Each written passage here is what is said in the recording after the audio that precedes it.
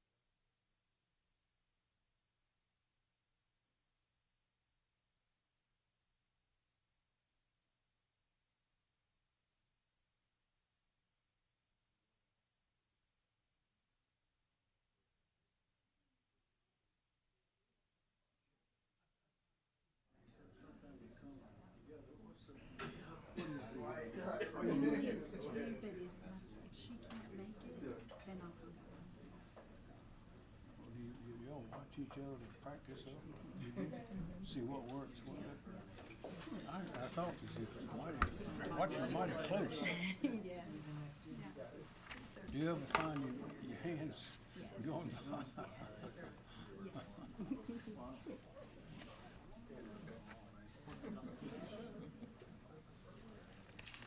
Bring 'em on in. And good afternoon. We are on the air to bring you an update. Governor McMaster and other state leaders as it pertains to Tropical Storm Debby. The storm continues to dump rain across parts of our coverage area. The press briefing with the governor just getting underway. Let's listen in. Martin Luther King Jr., he said, "We must accept finite disappointment, but never lose infinite hope." So please, if you're a praying person, I invite you to pray with me. Loving Lord, during this storm, some have experienced finite disappointments, such as disruptions of their schedules, power outages, postponed doctor's appointments, delayed starts to school, damage to some homes, or canceled flights separating them from loved ones. But we do have hope. The storm will move out. Lives will return to normal. And I pray, Lord, we hold on to infinite hope. And when we have hope, we have strength. Help us to hold on to hope together, O Lord. Amen. Thank you. Thus our motto, as I breathe, I hope, which is highly pertinent. And one prayer has been answered so far, and that is because of the storm. As a result of the storm, we've had no storm-related fatalities so far. So that's good news. We're entering the third act of this three-act play. The first act was down in the Low Country, starting with Beaufort and Jasper and on up to Charleston, and then the storm went out and has come back into the PD and the Grand Strand and heading all the way up to Dillon and up in those parts.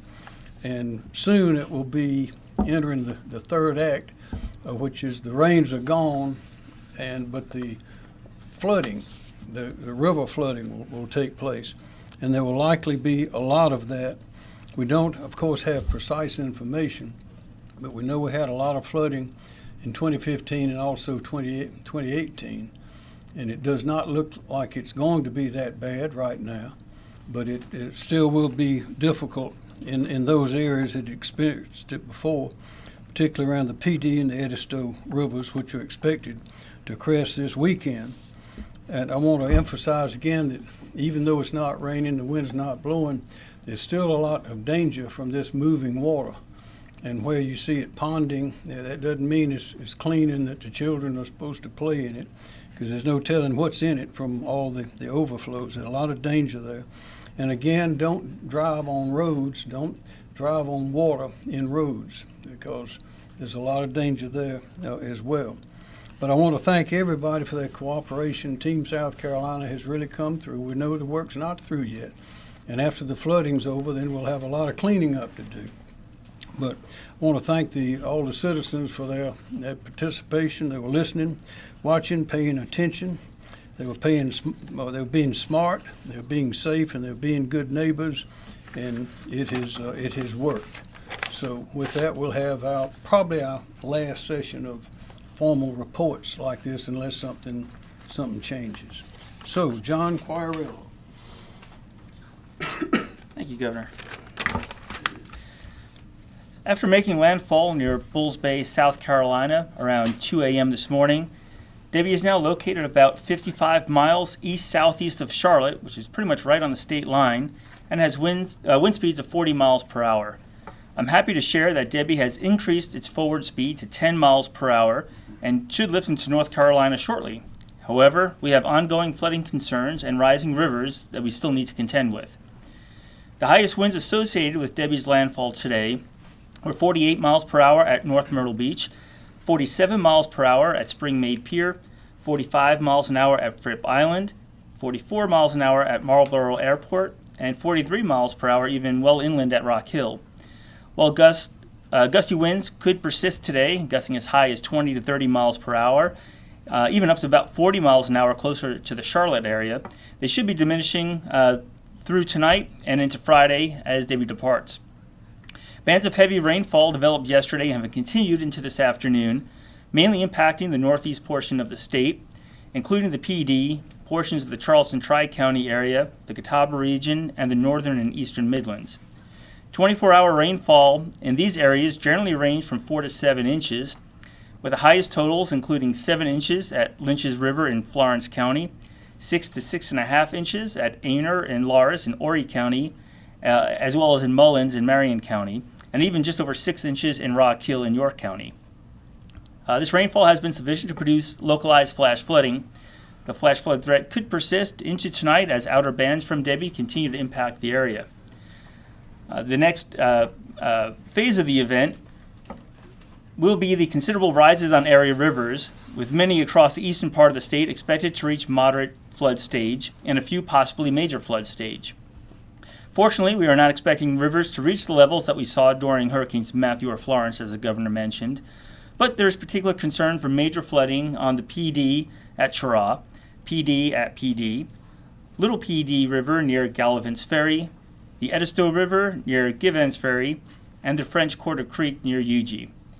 Some of this river flooding, especially on the PD, will be long-lasting. The National Weather Service is working with DNR, SCEMD, other state agencies, and local authorities to assess the risk to communities along these rivers. So please continue to follow advice of local officials and avoid floodwaters. Forecast information, as well as the latest river forecasts, are available at weather.gov. Thank you, Governor. Thank you very much. Kim Stenson.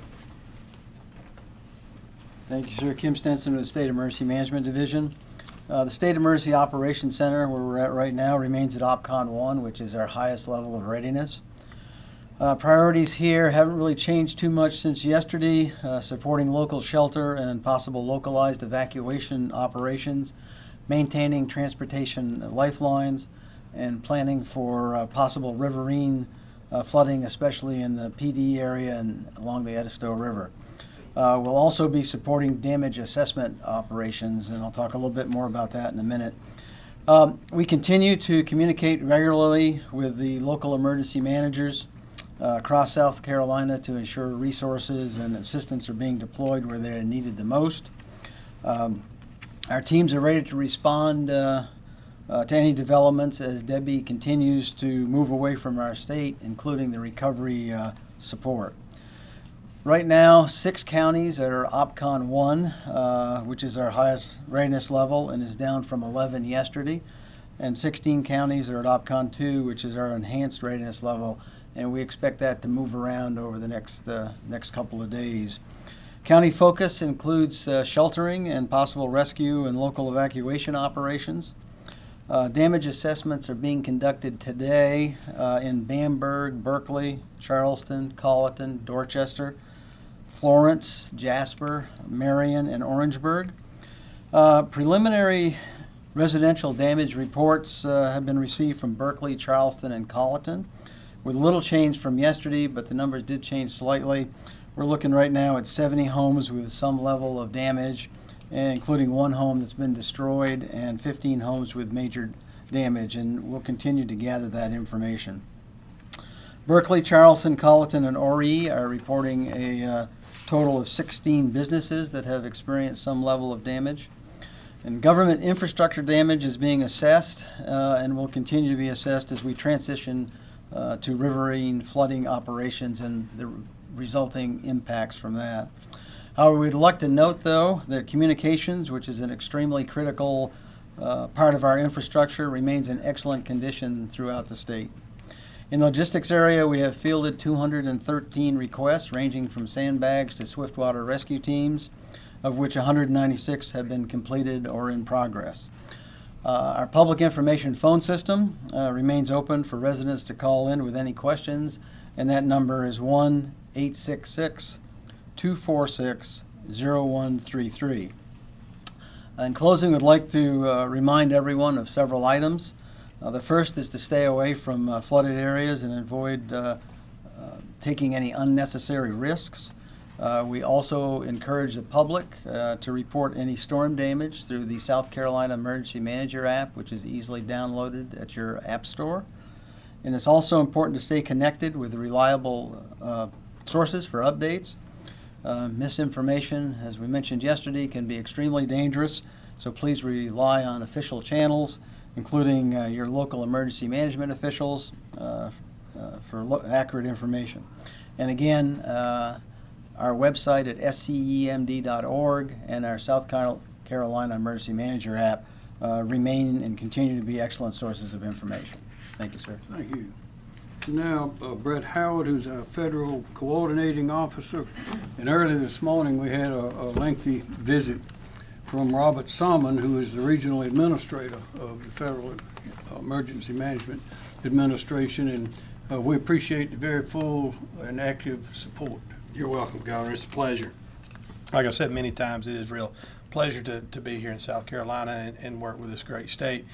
As you've heard, the shift is shifting a little bit. The governor referred to being in Act 3 on the flooding, and we still stand here to support the state with whatever resources they may need. In the background, getting ready for the final act, the long term, the long piece of this is the recovery. And so we'll be starting to roster and get ready for the state's request for joint preliminary damage assessments and help the state move to the recovery process as soon as they're ready. Right, we're not going to get ahead of the state. But we're going to be ready when they ask. That's all I have, Governor. Thank you. Thank you. Major General Van McCarty, National Guard. Yes, sir. Thank you, Governor. South Carolina National Guard continues to support the state in response to Tropical Storm Debby.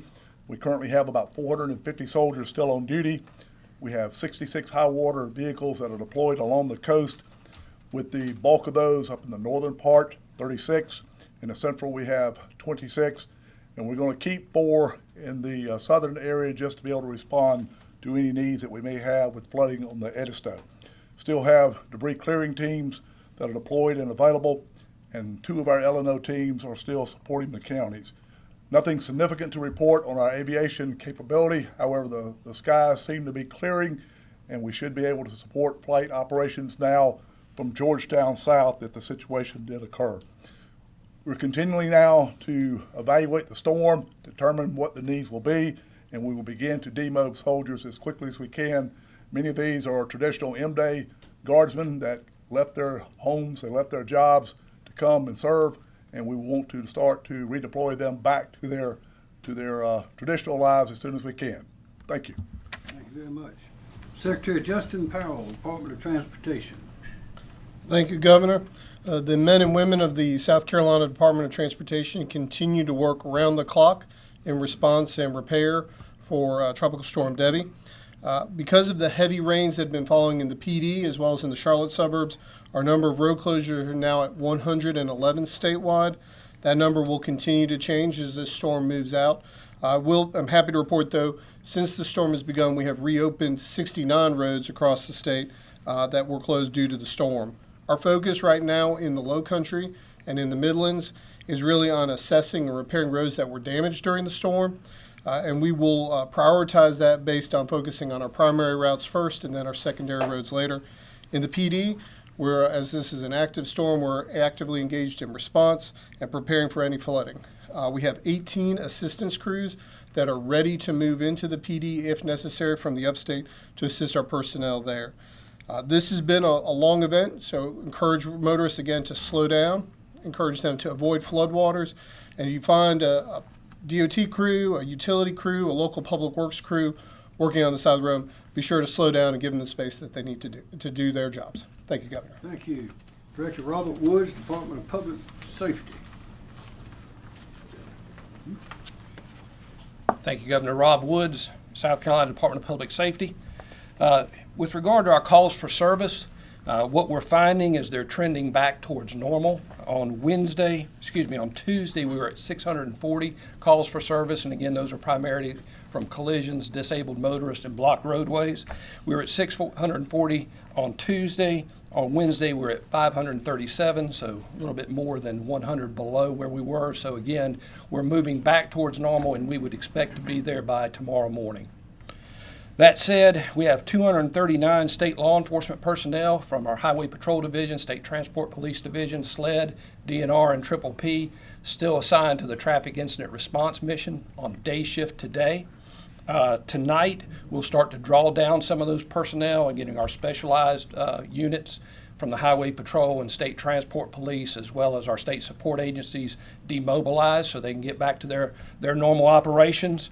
We will tonight maintain 125 law enforcement personnel on the line patrol mission in the impacted area from the Midlands to the coast, so there'll still be 125 total out this evening. And as we go back to normal operations tomorrow for DPS, we'll transition into support for SLED and post-storm law enforcement missions, and in the PD specifically, we'll have 46 of our personnel assigned to support SLED if needed.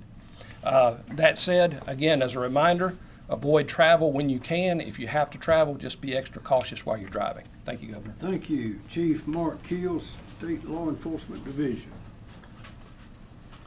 Good afternoon, Mark Keel, Chief of SLED. Again, SLED, DNR, Triple P, South Carolina Department of Corrections personnel, South Carolina Criminal Justice Academy personnel have 64 officers or agents that are supporting 4 missions across the state. 41 agents and officers have been supporting the Highway Patrol in Troops 5, 6, and 7. At 7 p.m. tonight, agents and officers that have been assigned to Troops 6 and 7 will begin to demobilize. And at 7 a.m. in the morning, the rest of those agents and officers that are supporting the Highway Patrol will demobilize and return to normal operations or be ready to assist other agencies or other counties that are needed. We have 4 agents and officers continuing to assist in Dorchester County Sheriff's Office with directed patrols and monitoring the roadways for flooding.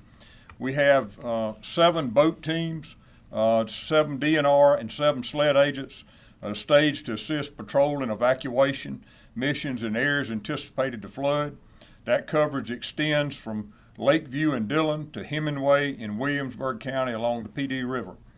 We also have officers that are assigned here at SEOC that will continue to provide security here at the SEOC while it's open.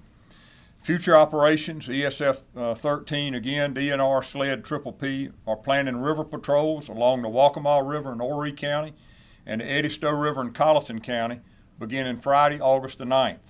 We'll have 5 boat teams comprised of 1 DNR, 1 SLED, and 1 Triple P officer that'll be assigned to patrol and monitor the Waccamaw River and Intercoastal Waterway. And we'll have 2 boat teams comprised of the same personnel assigned to patrol and monitor the Edisto River. Our aviation assets are available and ready for any damage assessment or rescues. And I will tell you that I've been in touch with all the sheriffs in the PD area of the state as we continue to monitor the rainfall in the upstate and see what the rivers are going to do, see how those areas are going to deal with the amount of water that's coming down from North Carolina. We will continue to monitor that, provide resources to those sheriffs and those local government agencies in those counties. And we're also at this time reaching out to counties in York, Lancaster, Chester, and those further around where we're starting to see these heavy rain bands continuing in the upstate of South Carolina. Thank you. Thanks, Chief. Conley Ann Ragley, Department of Social Services. Thank you, Governor. Good afternoon, South Carolina. I'm Conley Ann Ragley with the Department of Social Services. Our DSS mass care teams are continuing to be deployed to emergency operations shelters and shelters across the state to support all of the affected counties. We've begun closing many of the shelters open at the request of counties in response to Tropical Storm Debby. Our current census as of 1:30 p.m. today includes 8 total shelters that are open with a total census population of 22 citizens. As a reminder, DSS operates these shelters at the request of county operations, and our DSS professionals staff these shelters in coordination with the Salvation Army and the American Red Cross. We will continue to monitor situations and as counties request shelters to be closed, but at this time we have no further updates. Thank you. Director Myra Reese, Department of Environmental Services. Thank you, Governor. Good afternoon. The priorities at the Department of Environmental Services remain the same. We're staying in very close contact and coordination with our local emergency officials. And I wanted to give you a few numbers and just current status of where we stand with some of our dams, water, wastewater, and coastal impacts.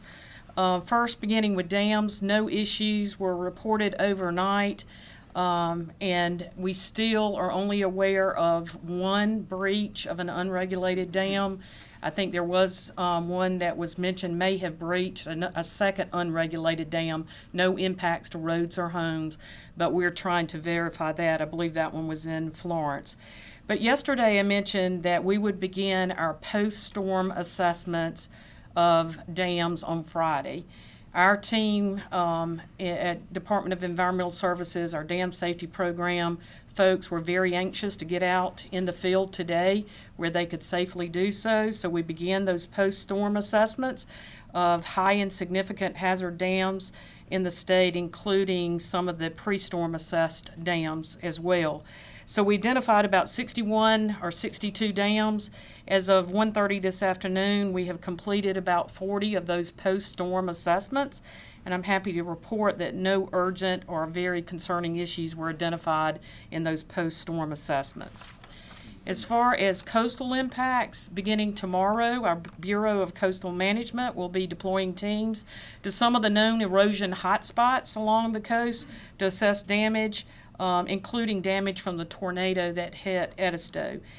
These hotspot areas include Garden City, Isle of Palms, and Sullivan's Island. There also may be some impacts that we're not aware of, and we'd like to encourage residents along the coast to use our My Coast app to submit photos to us of beachfront damage.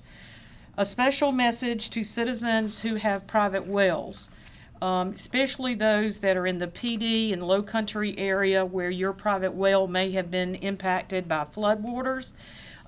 Please contact our private well hotline for guidance on information on how you can disinfect your well and how we can help you get the well tested and offer any assistance that we can. That number, that private well hotline number, is 1-888-761-5989.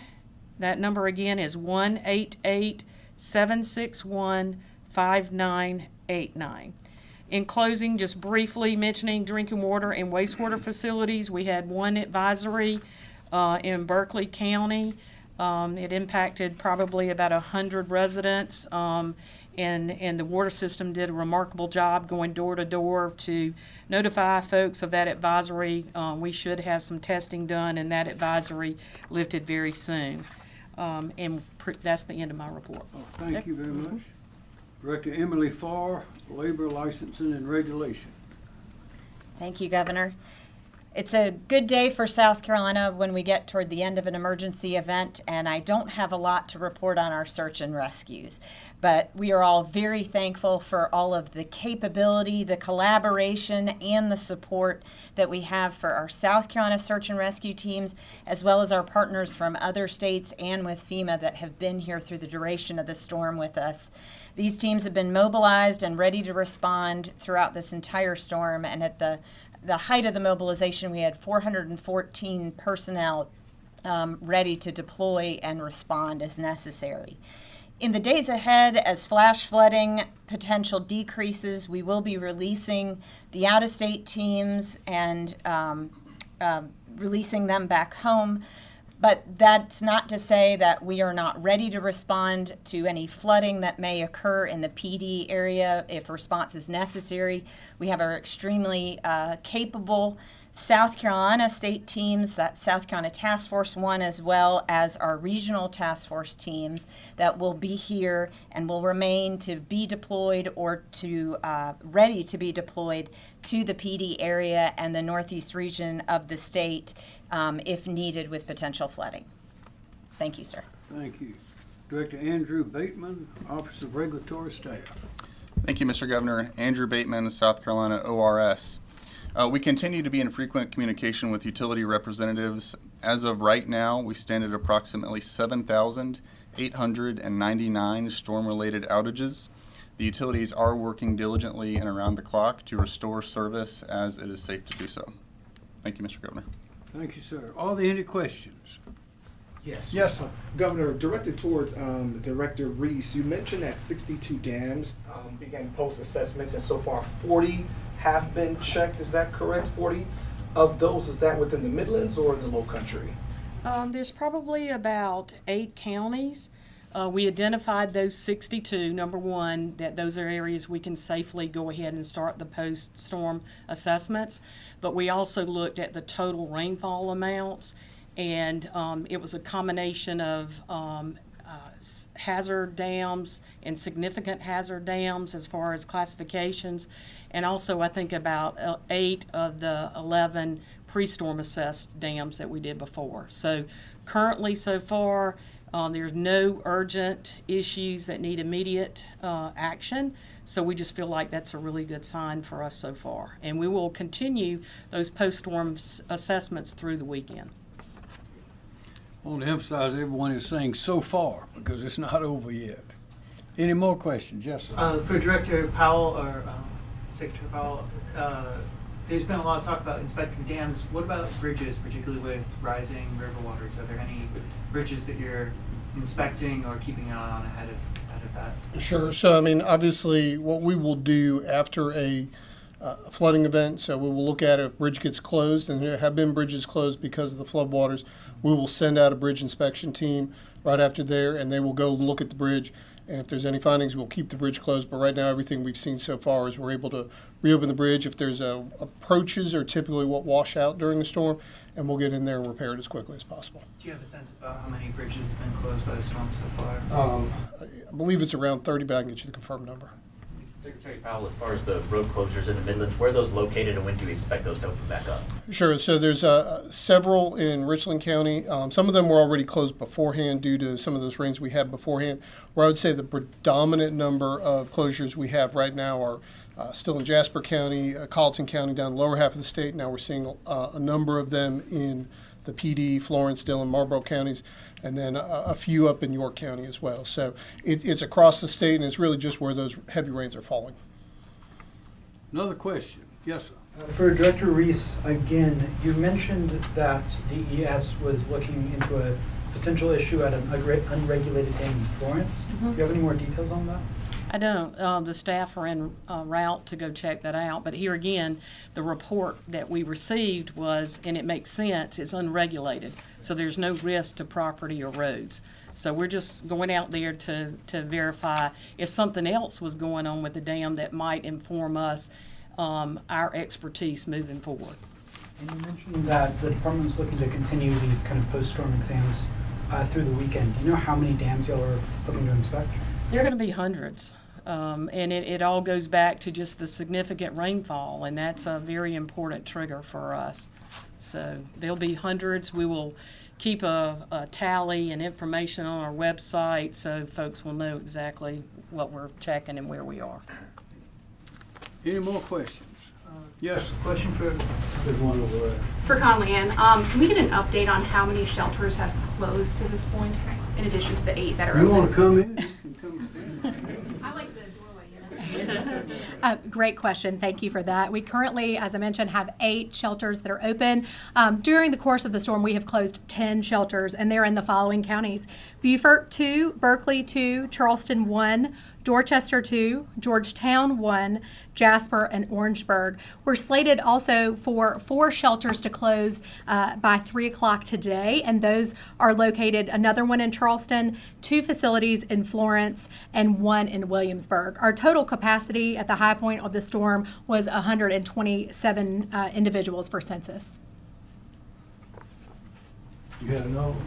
Director Bateman, before I came over, I was checking. It looks like there's some fairly significant power outages in Greenville and Spartanburg. Do you know if those are storm related? I'm unaware of the outages in Greenville. I am aware that the 2 counties with the most storm-related outages as of 1 p.m. were York County with about 3,100 and Spartanburg County with a little over 2,200. Okay. Thank you. Yes, sir. Another question. Well, thank you very much. We just want to remind everybody out there that it's not over yet. We've passed some dangers, but there's still plenty, so don't let your guard down yet. Thank you very much. All right, there you have Governor McMaster reminding everybody again the rain will be gone soon, but the river flooding will then start, and then we'll have another issue on our hands to deal with over the next several days. He called this the third act of a three-act play. The good news right now, no storm-related fatalities in South Carolina. However, one home has been destroyed, 15 suffering major damage. Currently 111 road closures across the state. 69 roads, though, that had previously been closed have been reopened. 60-plus dams will be looked at. They will be monitored at least through the weekend. And again, those power outages, close to 7,900, 7,899 power outages. The two counties with the most power outages right now are York and Spartanburg County. So again, that is in a nutshell basically what the governor had to say here. He says that South Carolinians have listened throughout the duration of this storm. They have been smart, safe, and good neighbors. But again, it is not quite over, but the storm seems to be winding down. We're going to bring in our chief meteorologist, Efren Afonte. Now, I know you've been watching this all day long again, and are we still thinking that the bulk of all of this will be gone by sometime this evening? That is a very high probability, which is good, but unfortunately, we're still going to have to deal with a numerous amount of impacts as we go throughout the course of the afternoon and evening. The time that we're looking at still will be between now and possibly as late as 10 o'clock tonight. We're still going to be looking at gusty winds and more rainfall, but if you're going to be out, which a lot of us have been able to today, just be very careful when you're driving, because a lot of the roadways are still not only wet, but a lot of them still have a lot of standing water. But the impact that we're going to be dealing with overall is going to be most of the Midlands will still have brief but heavy rainfall at times all the way through about 10 o'clock tonight. So, we could have more power outages, although we haven't had that many today. Also, the winds could be a little bit on the strong side with the wind gusts, and we'll still have the ongoing flood advisories and warnings. And particularly the river flood warnings we still have in effect for the Wateree River. That goes until Monday night, and then for the North Fork of the Edisto River until Saturday early afternoon. Now, the amount of rainfall that we got, this is just the last 72 hours starting right now. But again, the biggest bullseye has been the central, eastern, southeastern, and southern Midlands. Highest estimated total so far, Hopkins nearing 9 inches, over 9 inches in Holly Hill, over in Lake Marion at around 8. Downtown Sumter or the Sumter surrounding area, 7 inches of rainfall, then Orangeburg approaching 7. Again, a lot of rainfall in our eastern, central, and southern Midlands, and we still continue a flood watch until tomorrow morning at 8 a.m. The rain is still coming down, especially when you get into the northwest and central Midlands. It's light to moderate rainfall for now. Pockets of brief but heavy rainfall are still coming in areas just maybe around Monetta and Rich Spring, but we still have a flood advisory for northwestern Lee, the central majority of Kershaw, and then little portions of the northeast of Fairfield County. And then that goes until 3 o'clock. And then for Fairfield, Lexington, Newberry, and Richland, which will be in the north central and central portions of the Midlands, that goes until 3:30. The flood advisories are for the potential of brief heavy rainfalls that could drop down as much as half an inch of rainfall in that period as it comes through. It's still windy also. Winds generally coming out of the west-northwest, upwards of 25, and at times still gusting over 30 miles an hour, even Aiken's reporting 40. So the wind conditions are going to continue tonight, but again, there's where Tropical Storm Debby is. Now 40-mile-an-hour winds, moving a little bit quicker at about 10 miles an hour. It's right on the cuff of the Piedmont and just north of Chesterfield County, but all indications are going to keep on moving out. And as it does throughout the early evening, our impacts will start moving away just as well. But the key message is we still got a lot of rainfall that's still churning around in a counterclockwise fashion. All that rain from the upstate North Carolina moves into our neck of the woods. So the bottom line is that this rain is going to continue. But the thing saying that we need to know is when it'll be until 10 o'clock tonight. And the impact will be still some gusty winds and more rainfall. But if you really, the biggest need that you need to know is that if you're going to drive, just drive carefully out there and try to avoid areas where it's already pouring until it passes on. JR? All right, Chief, thank you so much. And of course, we do have crews out and about across the Midlands right now covering the aftermath of Tropical Storm Debby in some of these areas where the rain is finally coming to an end. We'll be checking in with them coming up on Friends at 5 and later tonight on News 19 at 6 as well. As always, you can download the WLTX app, get the latest weather information anytime. You can also go to our website, that's WLTX.com. We'll be back with Friends at 5 or as conditions warrant. Have a good afternoon.